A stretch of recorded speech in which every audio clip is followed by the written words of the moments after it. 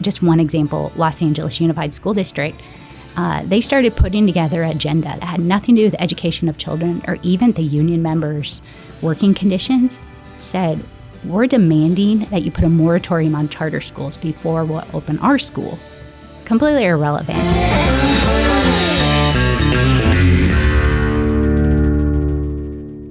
Welcome back to the Kevin Roberts Show. Here we are in 2023, and a lot of people think that, the country's not on the best track. It's getting better, folks. And one of the reasons it's getting better is because we are going to score a lot of policy wins in the realm of education this year. Just mark my words. And one of the reasons that's going to happen is because of the work of this week's guest. My friend, the Director of Education Policy at the Discovery Institute on the West Coast, but you can trust her, Dr. Keri Ingraham. Thanks for joining me, Carrie. You bet. Glad to be here. It's always a joy to be at Heritage. Well, thanks. You've been here for a really important event on education policy and confronting all of the attacks on the human person. We may get into that some, but the real point in our conversation is to focus on what you've been doing with education policy. You are also someone, as we'll discuss, who's been in the classroom. You've been a school administrator. So for those of you who may not actually know of the work that Carrie does, you're going to be big fans by the end of this episode. I should also mention, because Heritage loves the work of the Independent Women's Forum, that in the last days you have started as a visiting fellow there. Yes, such a joy to be a part of the Independent Women's Forum. So started as a visiting fellow there, and that is in addition to my full-time work at Discovery Institute. So I'm a fellow at Discovery as well as director of their K-12 education center called the American Center for Transforming Education. That's fantastic. So Discovery is one of the many policy organizations outside D.C. whose work we really rely on here at Heritage because, as you and I both know, and certainly our audience does, almost all the good ideas that Congress ever deals with have bubbled up from the states. Absolutely. And, we rely on Heritage and just our colleagues across the country. Many think tanks, many organizations are doing great work. And I love that there's lots of collaboration amongst our organizations as well as others.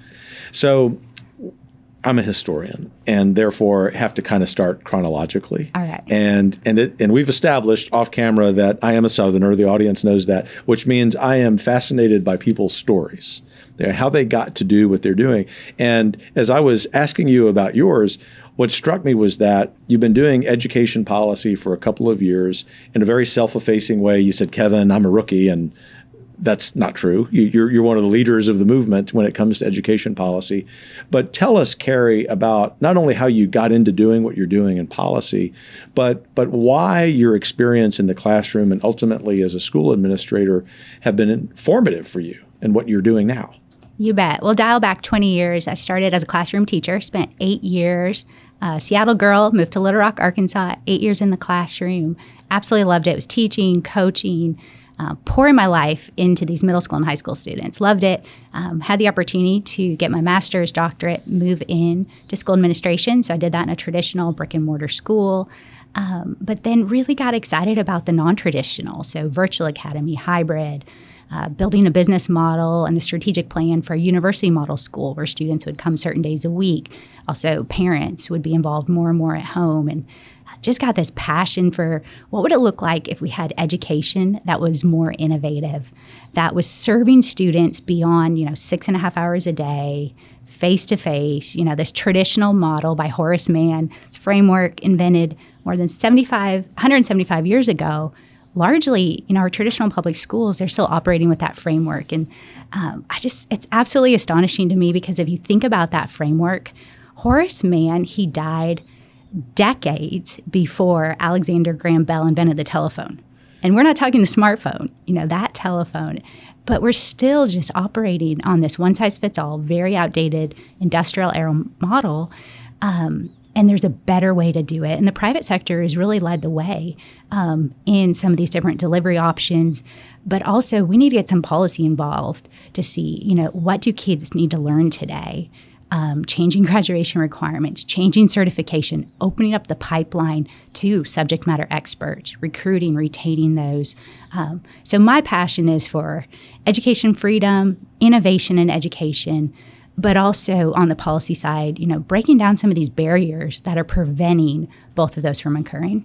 So it isn't just about the very important objective of school choice. There's a lot more to do in education policy, right? Absolutely. Discovery Institute, we have a foot in each side. So absolutely empowering parents, also protecting parental rights, which is a huge piece right now of what's happening on the education landscape, is those rights are being taken from parents.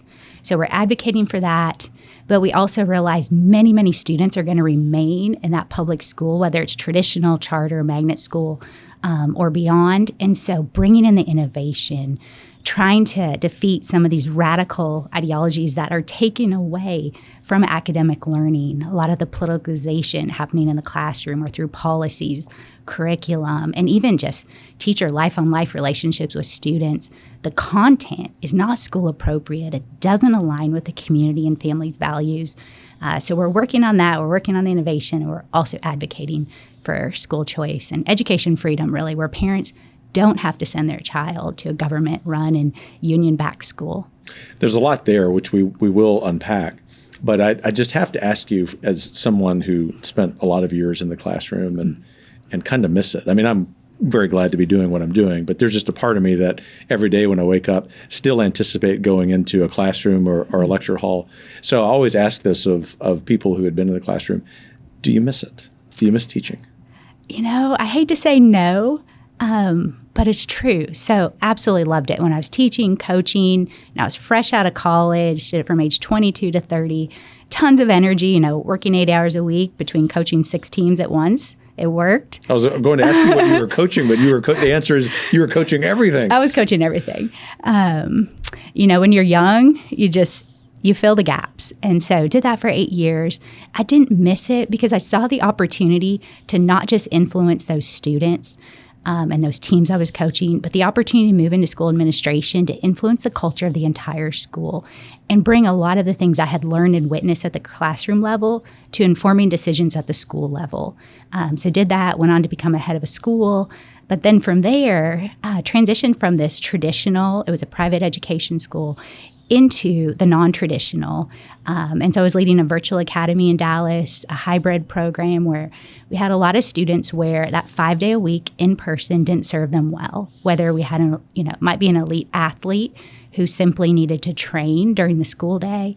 We had 6 students who didn't want to get behind because of their treatment or hospitalization. So we were serving them, these different populations of kids that either have to miss out, fall behind. And we also had families that just said, hey, my student learns different. They want to move faster. They need more time. And so being a solution provider was really neat, but also to continue to just innovate. How can we make it more meaningful, higher level learning for these students? Life application, you're learning this because. And that's a huge link in student motivation and performance is when they can see the why. So did that and then eventually moved into public policy of hopefully moving the needle here on a national, in the national arena of, what can we do to free up parents to have the choice to pick the school that aligns with their values, protect their parental rights, at the same time better serve those students who remain in traditional public school. So let's key in on one of the many excellent points you've already made, and it is the model of education. Now, I've the last few months been saying, as important as school choice is, and it is, it is the important mechanism to make the most of the rest of this possible.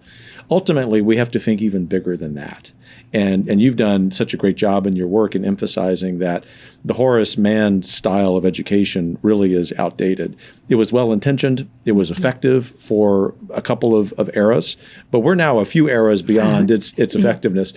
But the link between that statement and your experience is, as I gather, the last professional stop you made before getting into policy, which is this virtual hybrid school. Mm-hmm. Tell us what that is and whether, as an educator, you think that really works. Well, this was all before COVID, so we were pretty cutting edge at the time. And when I came into the school had already been in existence in this non-traditional delivery method for 7 years. And so very, a leader, like I said, cutting edge. But where technologies change, what kids need changes quickly. So we were able to adapt and not just keep, we don't want to keep the traditional model stagnant forever. We don't want to keep the virtual or hybrid model stagnant forever as well. And so taking that delivery opportunity to just meet kids anytime, any place, it serves some families well. Now, that's not for everybody, just like brick and mortar is not for everybody. And unfortunately, what we saw during COVID, where virtual can get a bad rap, is instantly this virtual was forced on everybody, but you had families that they hadn't chosen it. Their students weren't good fits.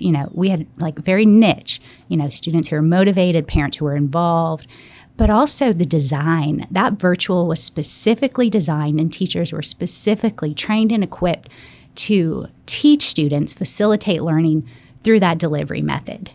These school shutdowns were completely the opposite, forced upon, just like haphazard remote sessions, zooming in, 25 kids looking at a screen as young as 5 years old for hours on end. Very, very different.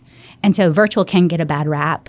But when you've got the students that's the best fit, they absolutely thrive. Now, with the hybrid program, what we were doing is the students could customize. So they could take some classes online and some on campus. And so making the education fit to their unique wiring, the way God had gifted them with interests, passions. A student might want to take science on campus for the labs, but language arts, English, maybe they wanted to move faster or slower. And so online gave them that ability.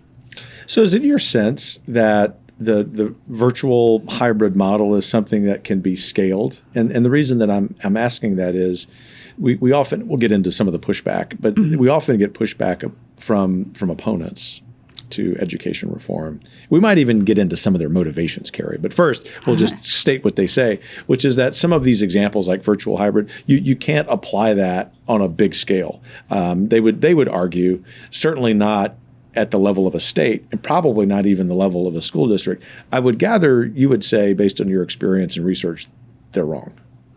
And there's so many options we haven't really tapped into. So with the COVID school shutdowns, there was a lot of new education models that came on the scene beyond the virtual, beyond the hybrid. You look at micro schools, learning pods, private tutors who might just be retired teachers, grandparents, parents with a background, more and more homeschool, co-ops. We saw this explosion of different delivery methods beyond the virtual, beyond the hybrid, and those are continuing to flourish. The number of micro schools popping up nationwide is unbelievable, but they don't all look the same. And I think that's the same with the virtual. The virtual isn't always going to look the same. It's going to be tailored. And as technology moves forward, especially virtual in the private sector than the public provided, they're thinking of creative solutions. They're smaller, they're more nimble. They're not dealing with the teachers' unions and all this bureaucracy. And so they're advancing how they're delivering. They're very responsive to serve parents' needs, get feedback. Just like we saw in the traditional, we had two extreme examples during COVID when schools shut down. So school shut down in March of 2020. That spring, that summer, you had private schools polling parents saying, what do you want for this fall? How can we best serve your family? What are your concerns? What are you looking for? We're here to help. They took that data and then they made a plan and opened in the fall of 2020. Now, I was a part of a private school as a consultant that they wanted to open. That's what their families wanted. They opened in full. But they had about 5% of their population where maybe someone in the family had a compromised immune system or something was going on. And they said, we don't want to miss out on the school community, but we need to be virtual another semester, another year. So in addition to opening full time, they were so responsive to serve the families. They also built a virtual academy, and that's where I came in to help. Flip side, you've got these traditional public schools saying, in that summer, what's best for our adults? How can we leverage this thing? The teacher union bosses were saying, we're not opening, like our kids are hostage right now. We are going to take full advantage of this. So extreme, out in just one example, Los Angeles Unified School District, they started putting together an agenda that had nothing to do with the education of children or even the union members' working conditions, said, we're demanding that you put a moratorium on charter schools before we'll open our school. Completely irrelevant. You need to defund the police. Again, not relevant. And then another one was Medicare for all. And so they took advantage. There wasn't the focus on what's best for children. What do families want? And that curtain was pulled back. Parents saw that. They also saw what was happening in these remote Zoom sessions, very limited academics, poor quality, and then these political agendas being pumped in at the expense of reading, writing, math, what their children desperately needed. And so there's been a mass exodus of the public schools, and it's going to continue. And as universal school choice continues to grow, as we saw in Arizona, absolutely landmark legacy of Governor Doug Ducey, combine that with the educational entrepreneurs and these innovative delivery models, those two hand in hand, you're going to get more and more people leaving the traditional public school. And when you do, you break up that monopoly. You add competition.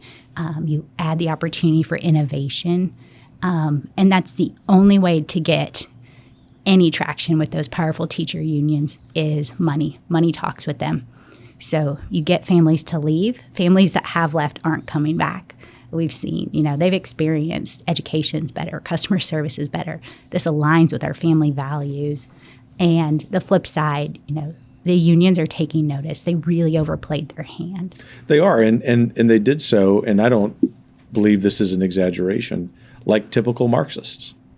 Because Marxists, we know from their takeover of so many countries in the 20th century, never let a crisis go to waste. And by that, I mean they see every potential problem as a potential point of leverage for expanding their power over the human person.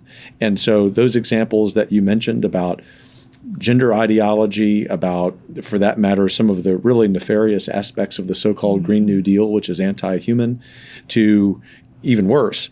The point is that apolitical American parents looking not for a conservative school, but just for a school to teach reading, writing, and arithmetic, said we've had enough. And the silver lining, if there is one, to the overwrought COVID lockdowns, which were also anti-human, is that we realized enough of America is still awake. And so I want to speak now about the moment we're in from a policy point of view. And that moment we're in seems to me, having worked in this field for a long time, as you have, both as a practitioner and policy person, has at least three streams or three strands that have come together.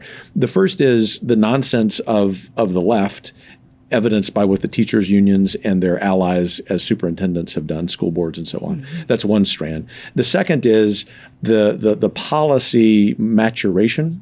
By that, I mean, I worked on education freedom in Texas for many years, as you know, and we would get bits and pieces. I happen to think 2023 is when we were able to break that logjam. The reason is because there have been so many policy scholars and elected officials, and for that matter, governors. Governor Ducey, you mentioned, is the hero of heroes when it comes to the school choice movement. We've now turned a corner where people realize if you're center right, and you're a policy person or an elected official, you have to support education reform. That's the second strand.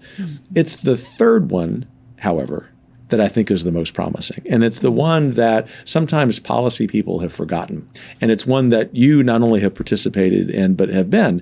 And that is an entrepreneur, an educational entrepreneur. And so before we talk about the policy moment we're in, I'm going to ask you to define a couple of terms. Right. And it's become, and I do the same thing. I talk about micro schools and learning pods, and then I get home and my family says, "What are those? What's a micro school?" All right. You got to think broad. So we know what a traditional school is. It's just one size fits all. Well, micro schools are started by educational entrepreneurs, and they all put their stamp on it. So there's not like a set structure of, they meet in this site for this amount of time and do it this way. But that educational entrepreneur uses their expertise, what they believe is best practice, and they customize it with input from the families. So microschool, for example, will be a provider that says, I'm going to have a small school, hence the word micro, and I'm going to serve these students, grade levels different, delivery models different. And there's quite the range of how much parental involvement is expected, and they let parents know on the front end. So for example, this might be a hybrid micro school. So 3 days a week, it's the teacher's responsibility. On those other 2 days, here's mom and dad's responsibility to facilitate that learning, to encourage that student. Others are 5 days a week. They're also making really innovative and creative education delivery. Some are focused on outdoor school, very hands-on. So moving away from what parents saw extremely different than those Zoom sessions. So micro school would be that really small school, and their goal is not to grow and be big, but to replicate and start more micro schools as the demand increases, and it is. Education entrepreneurs can't keep up with the demand right now of families. So that particular subset, if you will, of private schools is growing quickly, and so the model is scalable, but the individual school isn't looking to do that. That's sort of the definition of it. And it seems that it's eminently customizable, and I guess intuit that it's growing quickly because as parents, as society's coming out of the COVID lockdowns, and they know they're not going to go back to the public schools for reasons you articulated so well, they're looking for an option that's somewhere between what they've been doing and public schools. They aren't really looking to a larger private school because, as you and I both know well, given our experience, a lot of them are beset with the same problems. They're looking for something that's actually going to meet their kids' needs. Yeah. And the small micro schools, they can adapt, they can pivot, they can respond to those families in ways larger organizations just can't. And so that ability, like you mentioned, to customize, but also to adapt along the way. The students are soaring, reaping those benefits, and parental input is really being able to not just be heard on that scale, but also implemented. And so I imagine you would agree with me if we have someone in the audience who says, man, micro schools just sounds great. What should I do? Go start one, right? Absolutely. It's that easy. Absolutely. There's so much we all can do, and we can get overwhelmed with this, but there's ways that we can all make a difference. How can you support maybe a relative, a neighbor to homeschool? It doesn't mean you're there, 5-6 days a week, full time, taking on their family life. Maybe you say, hey, I'm going to pop over 1 hour a week, and here's my area of expertise. And I'm going to encourage students in that from my professional background and share that knowledge and wealth with them. Or, maybe it's starting a micro school. Maybe it's helping a family provide that tuition money so they can enroll in a private school, or have funding for some tutoring or for a learning pod, different avenues. But we can all do something. Obviously, the ballot box, we need to make sure that we're engaged, we're voting, we're supporting candidates who align with our values, but also candidates that are going to have the political will and they're going to follow through to implement school choice and free up families. And it doesn't force or mandate families to exit the public school, but it gives options. There's no other place with government funding where families are so restricted. You look at pre-K, they get government funding and they can still pick the provider. You look at higher education, can still take those grants, select the university, but it's this 13 years sandwiched right in the middle where we're saying, it's government money. It's not government money, it's taxpayer money. It's these families that need to be empowered to take those resources, put them into the school or the educational model that will best serve their child. Every child is unique, and it's not one size fits all. The moment has arrived for Absolutely. policy to reflect the competition among schools that parents so crave. And another one of those examples of a different kind of school is a learning pod. So Yes. Explain what that is. Okay. Micro school, think a little bit more formal. So you've got a teacher, you've got students who are coming, enrolling. A learning pod can be more informal.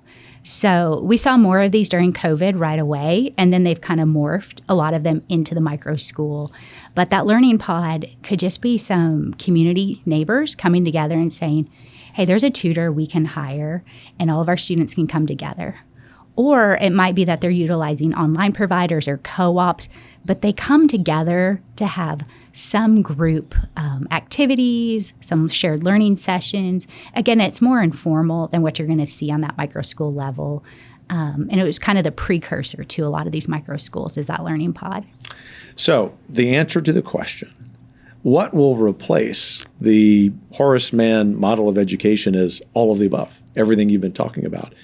Now let's talk about how we make that more possible in the policy sphere.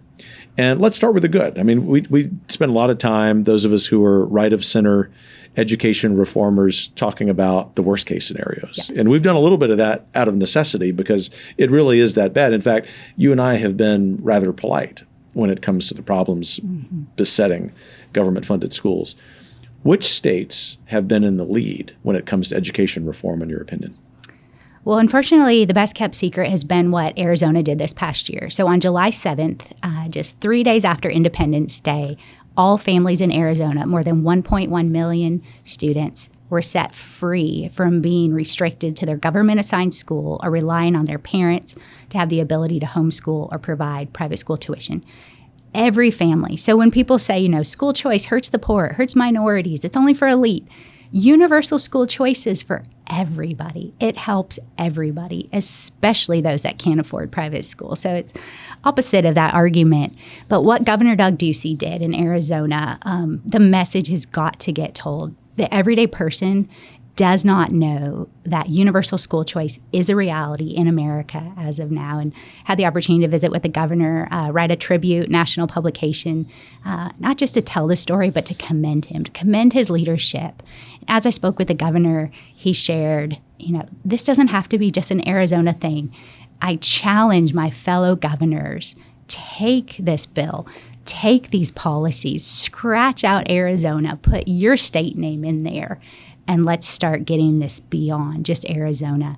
The demand was absolutely crazy. All parents have to do is just apply, and they'll receive between $6,500 and $7,000 per student per year.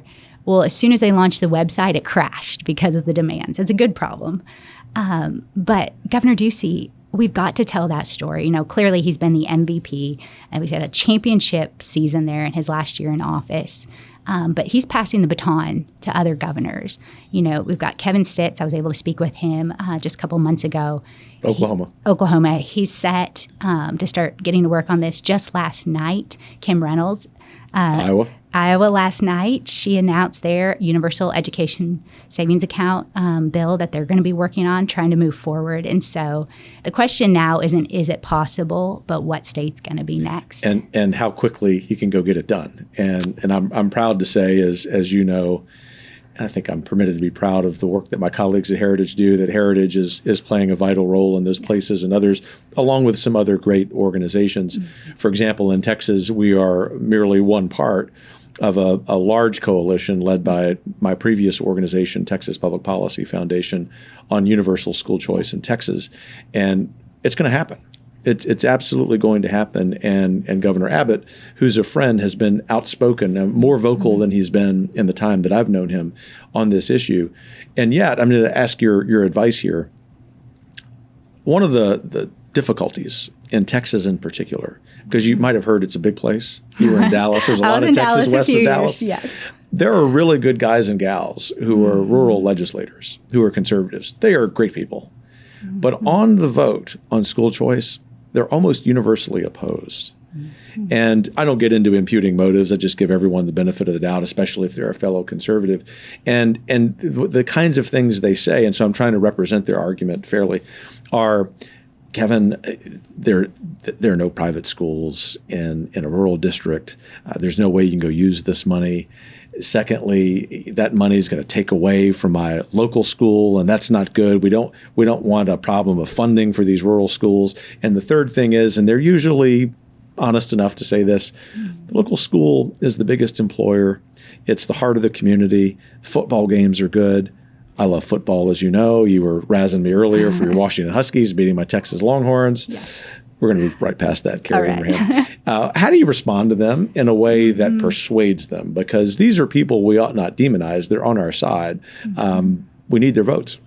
Kind of just breaking down each of those categories is jobs aren't going away for educators.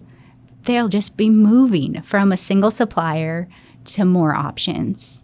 When you say, funding is going to go away for public schools, which is just, that chief lie out there, if you're going to defund the public schools by school choice, well, consider that an educational savings account takes the state funding and gives that to parents, but you still have that local and federal funding. And even in a charter school, when that student leaves, a traditional school to go to a charter school. That's traditional schools not serving them any longer, but they're still getting the funding.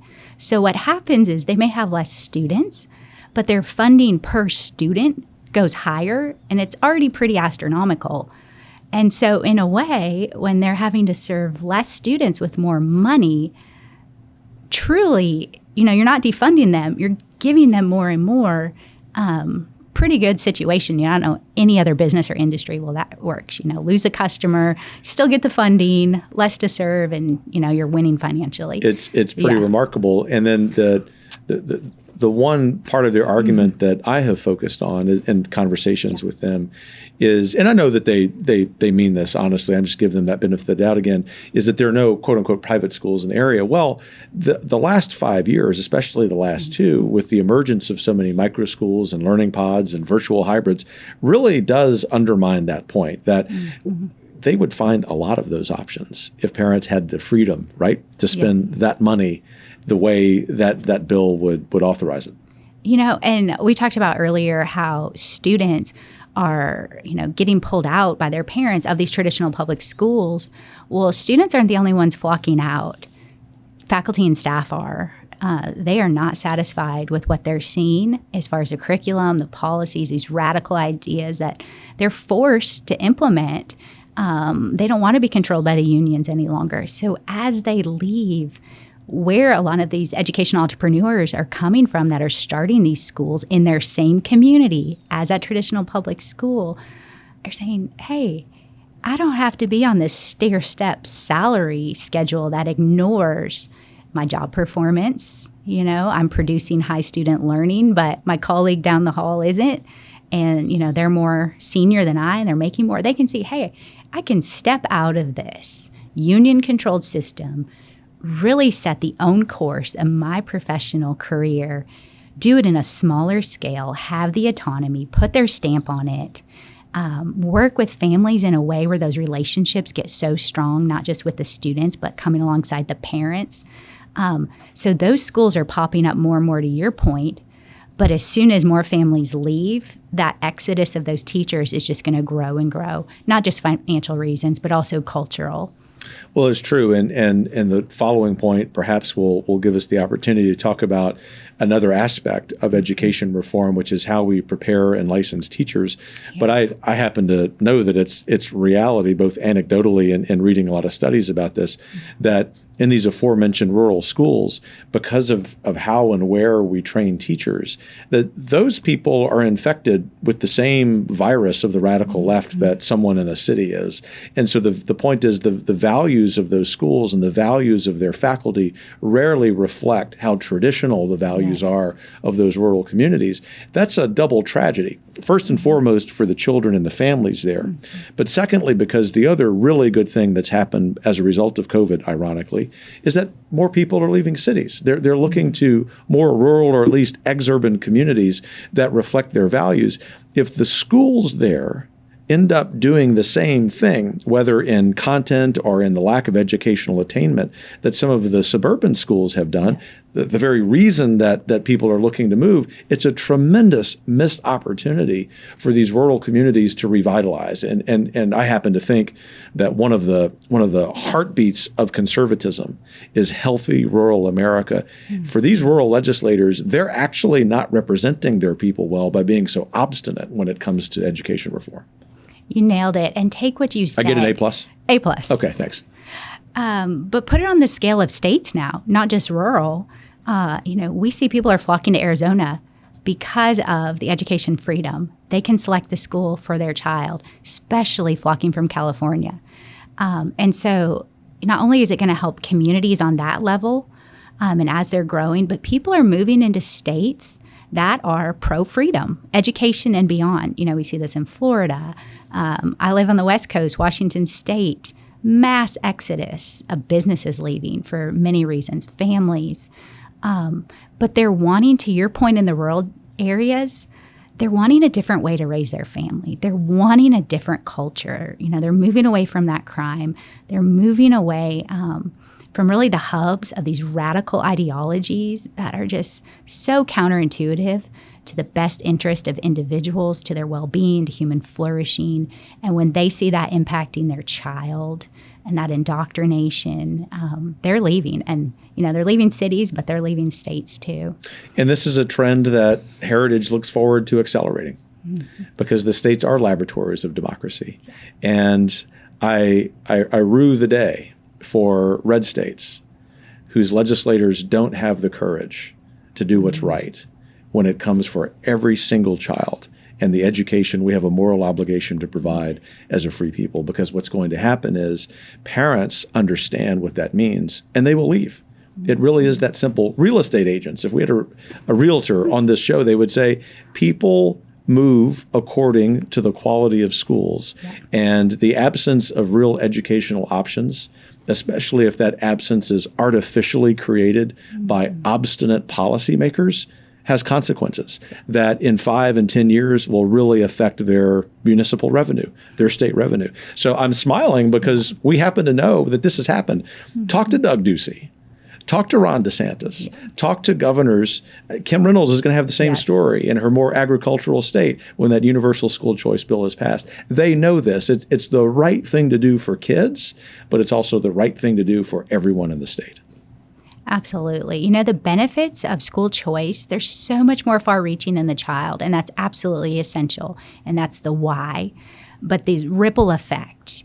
And so what you see is it impacts that child's trajectory, but that child grows up. They enter the workforce. Once they're equipped, once they have that character and they're prepared to be a citizen and they're taught history from this lens where they don't hate their country. And unfortunately, our traditional public schools right now are so anti-America, they're teaching children to hate their country. But when you get a growing segment of students being educated from a different worldview outside of that public system, that sets the course, not just for their families, but for their community, their state, workforce development implications, the economy in the state, societal benefits. There's a lot of research on, lack of education linked with crime and those things. And really, the piece that it comes back to is developing that child, equipping them for life.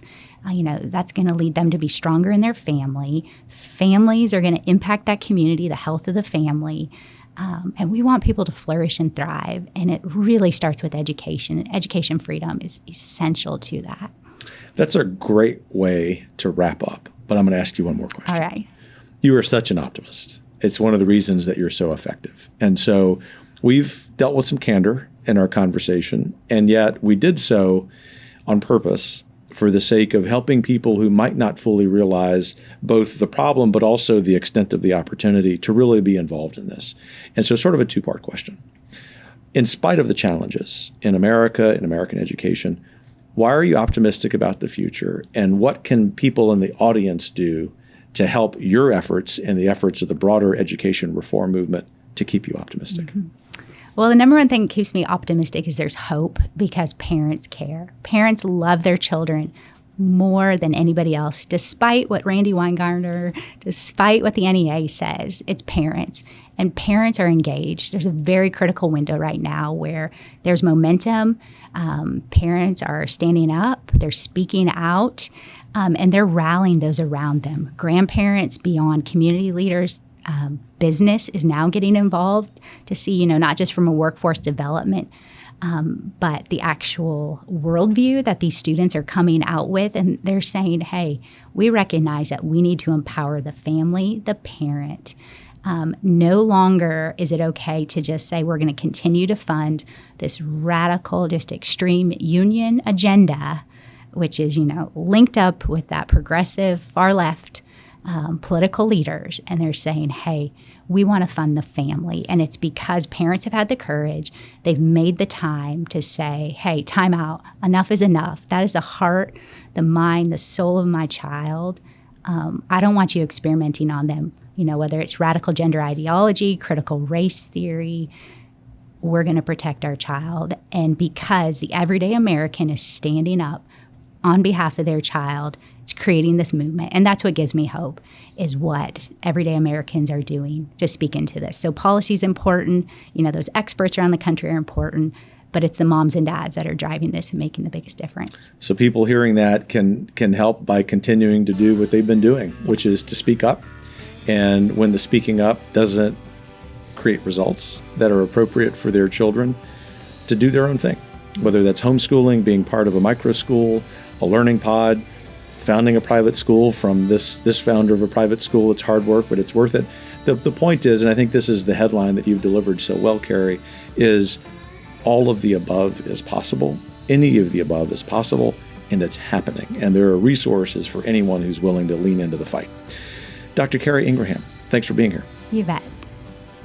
I hope you enjoy that conversation as much as I did. See, I told you two things: that you have reason for optimism because we're making it happen in education reform this year. And secondly, that our heritage friend, Dr. Keri Ingraham, is one of those people who's doing it right there in the state of Washington. So thanks for tuning in. Thanks for making this possible. And we will be back soon with another patriot who's making a difference. Take care.